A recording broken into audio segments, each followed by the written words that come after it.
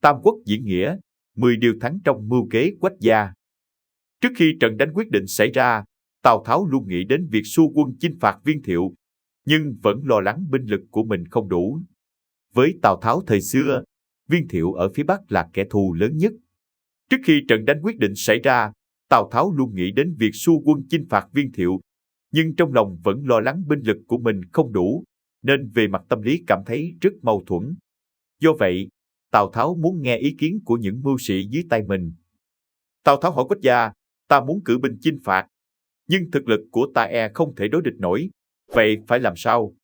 Quách gia khuyên Tào Tháo nên noi gương cách dùng trí của Lưu Bang và nên học kinh nghiệm trong lịch sử về cách dùng sức yếu để đánh thắng kẻ mạnh, nên vững tin cách dùng trí để thủ thắng. Tiếp đó, Quách gia lại phân tích tình trạng thực lực giữa Tào Tháo và Viên Thiệu và nhận định ngài có 10 điều thắng. Tuy binh mạnh, nhưng hắn không làm gì được cả. 10 phân tích của Quách gia cho đến nay vẫn còn giá trị trong cuộc sống. 1. Đạo thắng. Thiệu quá phiền hà về mặt lễ nghi, còn ngài thì theo sự tự nhiên vốn có. Đấy là nói những biện pháp ổn định xã hội của Tào Tháo rất hợp với quy luật tự nhiên. Còn Viên Thiệu thì làm nhiễu loạn thiên hạ, khiến dân sống không yên. Đó là điều đã đắc thắng trước tiên về mặt đạo. Đó là nhìn chung về mặt tổng thể, là sự cân nhắc đánh giá về mặt hay dở giữa Tào Tháo và Viên Thiệu. Quách gia trước tiên đặt thiên tính con người lên hàng đầu, xếp vào mục thứ nhất trong 10 yếu tố để thủ thắng. Thiên tính của con người là thiên tính tự nhiên, phải phù hợp theo tự nhiên. Bản chất của con người là tự nhiên, là tự do, không nên dùng lễ nghi phiền hà để ràng buộc. Một khi tính cách con người bị ràng buộc, thì sự phát triển của thiên tính tất nhiên sẽ gặp trở ngại, khiến sức mạnh bản chất của con người không phát huy được bình thường. Bảo là thuận theo tự nhiên chính là dựa theo quy luật tự nhiên mà làm việc, để phát huy một cách đầy đủ bẩm tính nội tại của con người. 2. Nghĩa thắng. Thiệu đi ngược dòng, còn ngài thuận theo xu thế để chỉ huy thiên hạ. Viên Thiệu hưng binh không có danh nghĩa, còn Tào Tháo trước Hán hiến đế về với mình, để lấy danh nghĩa hoàng đế mà ra lệnh cho thiên hạ. Cho nên Tào Tháo là người có danh chính ngôn thuận, đấy là nghĩa thắng hơn Viên Thiệu. Những năm cuối đời Đông Hán, quyền lực của hoàng đế bị suy sụp, triều cương bại hoại. Tuy nhiên, nói cho cùng, hoàng đế dầu sao cũng là người tượng trưng cho chính quyền tối cao phong kiến. Trên danh nghĩa vẫn là vị tối cao trong thiên hạ. Tào Tháo đón Hán hiến đế và xây dựng đế đô tại Hứa Xương, lấy danh nghĩa của thiên tử để hiệu triệu và ra lệnh một cách đường hoàng, một cách danh chánh ngôn thuận, để chinh phạt những người khác chính kiến với mình. Về mặt chính trị, Tào Tháo nhờ đó đã nắm được quyền chủ động. 3. Trị thắng. Cuối đời nhà Hán về mặt cai trị không còn nghiêm chỉnh là do quá buông lỏng. Thiệu lấy sự buông lỏng để trị sự buông lỏng, nên không thể củng cố được việc cai trị.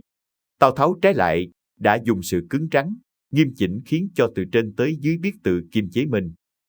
Về Viên Thiệu, sống trong khu vực cai quản của mình, chẳng những không uốn nắn những tệ đoan xuất hiện, mà trái lại càng buông lỏng đối với những cường hào và những đại tộc, để mặc cho họ hiếp đáp bá tánh.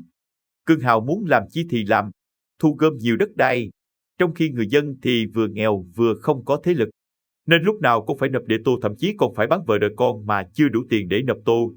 Trong khi đó, những người trong các tộc lớn như Viên Thiệu lại chiêu nạp những người lưu vong, những người phạm tội. Do vậy, sự mâu thuẫn về giai cấp trong thống trị hết sức gay gắt.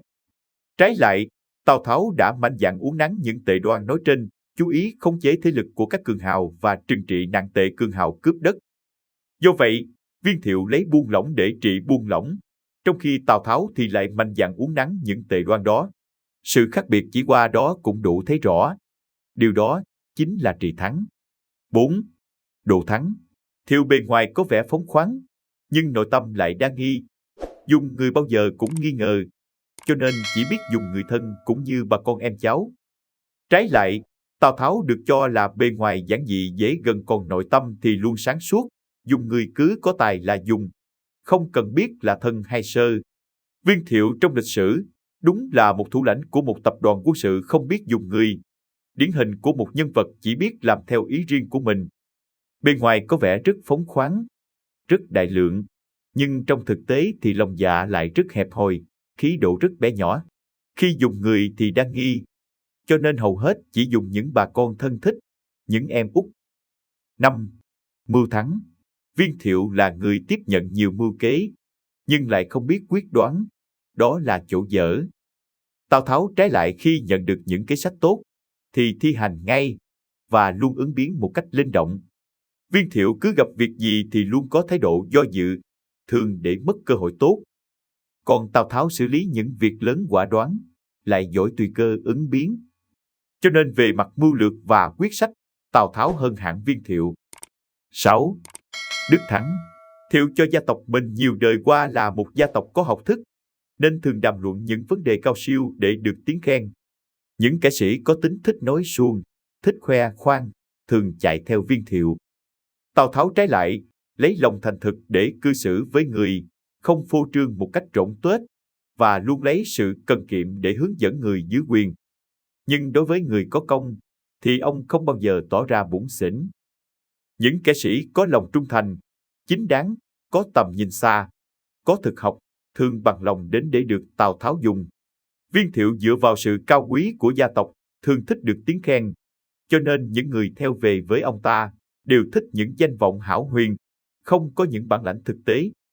Tào Tháo trái lại, lấy nhân nghĩa và sự thành tâm để đối đãi với người, còn bản thân thì nghiêm túc cần kiệm, giản dị. Khi tưởng thưởng cho người có công, không bao giờ tỏ ra keo cú. Cho nên những người có tài năng và có tinh thần thiết thực trong thiên hạ đều bằng lòng đến phụ tá cho Tào Tháo. Đó là sự hơn hẳn Viên Thiệu về mặt đức. 7. Nhân thắng. Thiệu nhìn thấy người cơ hàng thì lộ sắc thương xót, nhưng nếu không thấy thì không bao giờ nghĩ tới. Đó chính là lòng nhân nhỏ nhoi.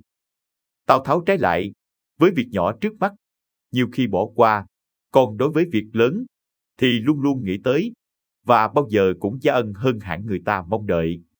Tuy không nhìn thấy, nhưng về mặt suy nghĩ lúc nào cũng chu đáo, không bao giờ có sự thiếu sót. Tào Tháo chú ý phát triển sản xuất, khôi phục kinh tế, ổn định xã hội, đem quyền lợi đến cho người dân thường. Viên Thiệu thì trái lại, bỏ lỏng cho bọn cường hào, để chúng mặc tình tham lam vơ vét, khiến người dân không sao sống nổi. 8. Minh thắng.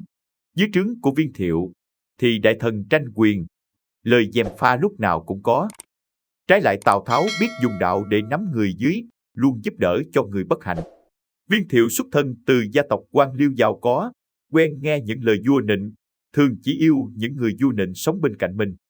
Chúng nói gì thì nghe theo nấy, lại ghét người nói thẳng, không muốn nghe ý kiến của họ.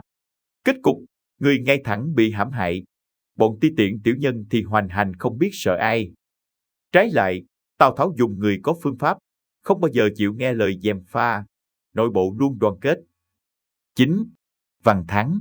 Thiệu là người không biết phân biệt thị phi, còn Tào Tháo với những người chân chính thì dùng lễ để đãi ngộ, người không chân chính thì trừng trị bằng pháp luật. Cho nên, từ đó gọi Tào Tháo là người thắng hơn Viên Thiệu về mặt nhận xét thị phi, cũng tức là văn thắng. 10. Võ thắng. Viên Thiệu không hiểu về quân cơ, lại thích phô trương thanh thế. Trong khi đó Tào Tháo có tài dùng số ít để đánh thắng số đông.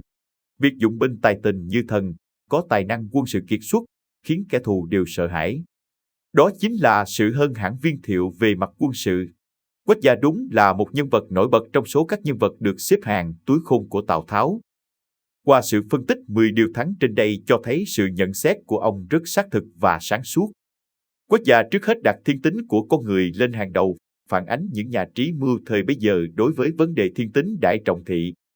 6 điều nói tiếp theo sau, ông đã trước hết nêu cao lá cờ thuận theo ý dân, đề xuất chính sách khoan dung và nghiêm khắc hỗ trợ nhau.